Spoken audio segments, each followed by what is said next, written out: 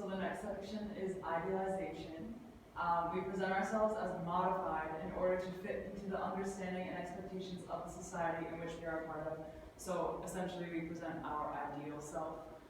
For example, in a group of people we have never met, we conduct ourselves differently than how we would in a group of like close friends. So like, I'm not as loud or obnoxious in like a group of people I've just met, as opposed to like a group of my close friends. All of our interactions are performances. We are the actors, and those we interact with are our audience. A ceremony is an expressive rejuvenation and reaffirmation of the moral values of the community. So we reaffirm ourselves through our performances and others' acceptance of our performances.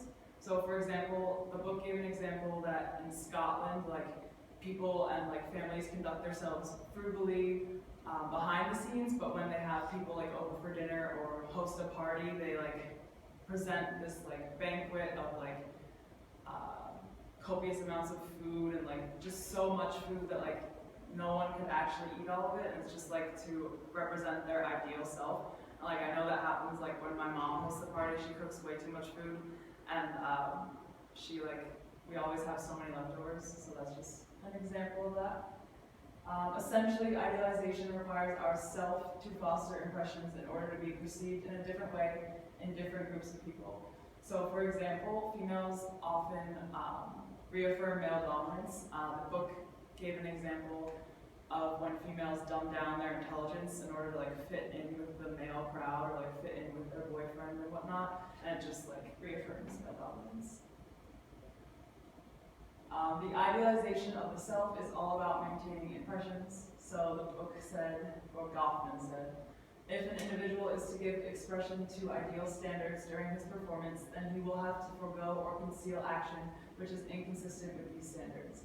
So for example, I volunteer at My Brother's Keeper, and when I'm there, I don't curse, obviously. Like I conduct myself in a different way at My Brother's Keeper when I'm serving others or interacting with people and staff members there as I would when I'm like interacting with my friend group in my dorm.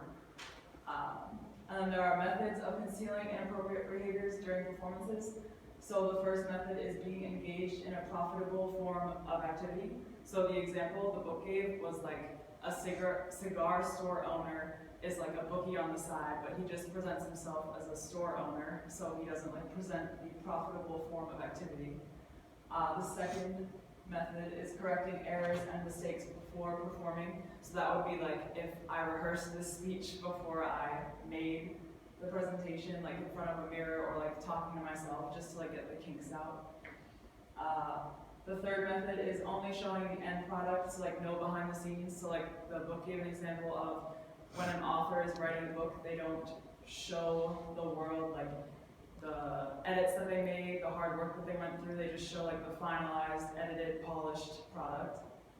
The fourth method is illegal things happen behind the scenes. So like, for example, there was dirty work that happened. So people often, like, the audience will often know that like dirty work happened, but they won't be able to like pinpoint it, or like the performer who's like showcasing the audience won't be able to like show them that. They won't be able to, the audience will not be able to see like the exact form of dirty work that the performer went through in order to like reach the status that they're at or reach the like ideal person.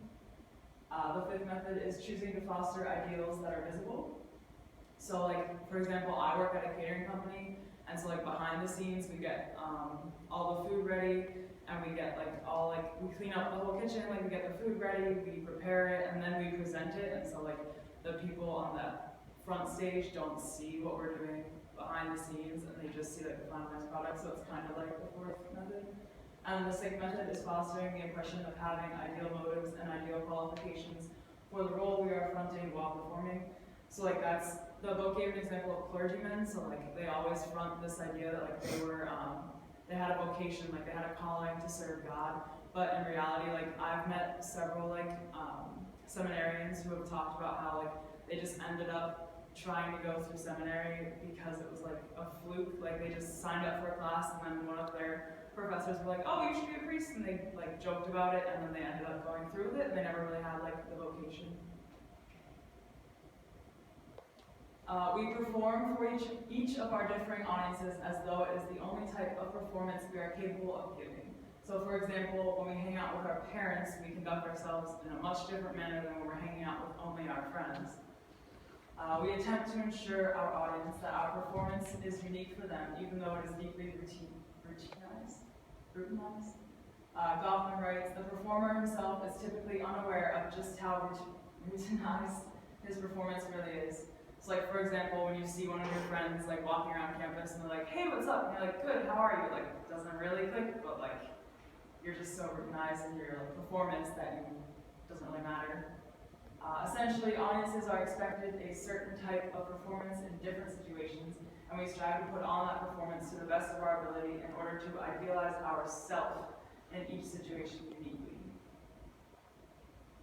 And then we have this like 2-minute video that kind of sums up what I just said and what Sam just said.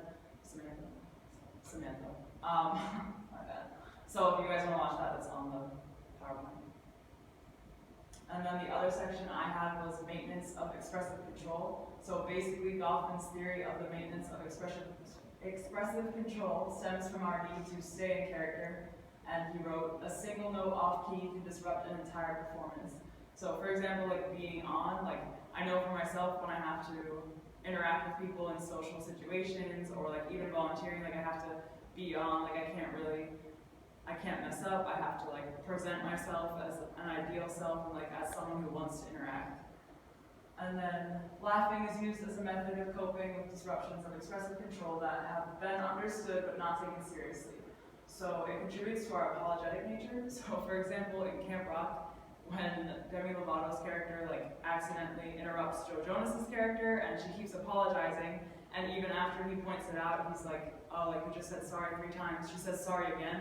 And it just like kind of goes back to like how we just have methods of coping and we don't really know why, we just kind of like ignore the disruptions of expressive control. And then consistency during sacred ceremonies is a big thing. So how we conduct ourselves during performances that have been put on routinely by many before us. So for example, at funerals, we're expected to wear black and we're expected to grieve. And if you're not doing either at least one of those things, you're seen as an outlier. And so essentially we just don't want to be seen as outliers.